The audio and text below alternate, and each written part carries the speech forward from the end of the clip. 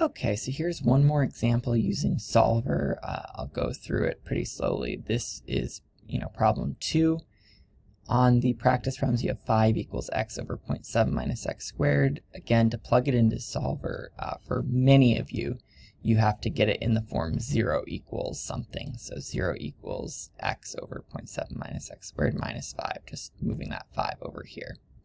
Now I'll go into Solver. Remember, that's in Math. B Solver here, enter. I'm going to go up into the equation and enter, go in and type into the equation. So I'll do clear to clear the equation that I've entered, and now I'll type in the equation that I have. So I'll do x over 0.7 minus alpha x squared.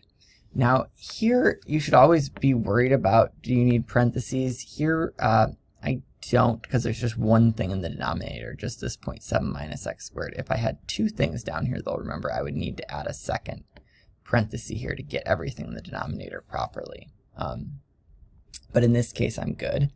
Minus 5. So there's my equation. Then to get out of the equation I just press enter.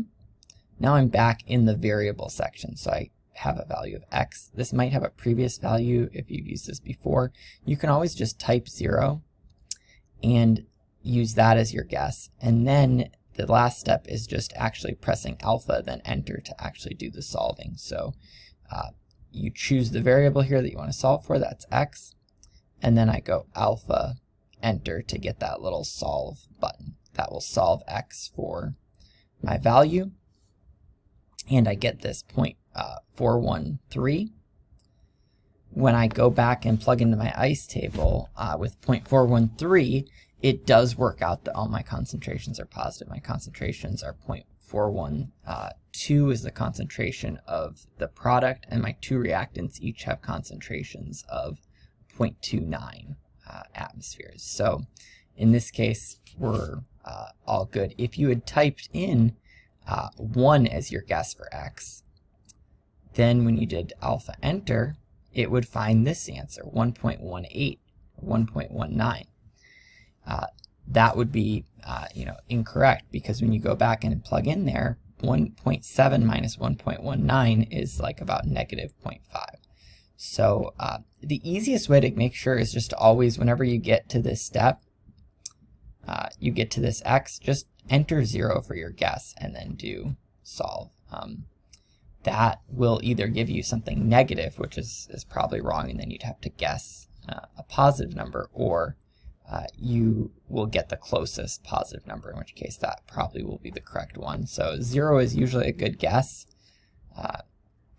Remember that this only finds the closest answer. So whereas the quadratic gives you both answers, this will only find the closest one by default. So you just need to check that that answer that it finds has all positive concentrations or pressures. So it's actually like the physically, chemically meaningful solution to the problem. Yeah, let me know if you have any other questions getting ready for the quiz tomorrow. Yeah, good luck.